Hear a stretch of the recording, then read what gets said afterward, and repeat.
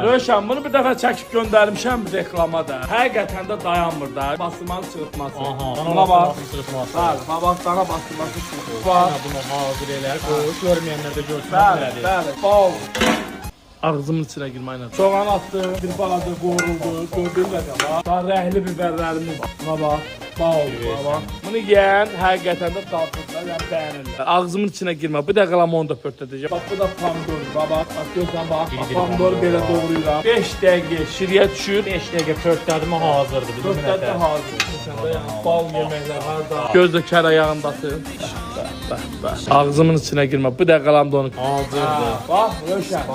Mənə bax, yeməyim hazır. Buna bax, bax, dana basılmanı çırpmaq. Gözəl yeməklər. Harda? Nemət əminin yanında. Sıram sən, Röşən. Neymət, bərəkət, keyfiyyət. Ət, neymət, harda? Bərəkət orada. Özün də bilirsən ki, ağzımın içinə girmə. Buradan beynini dağıdır.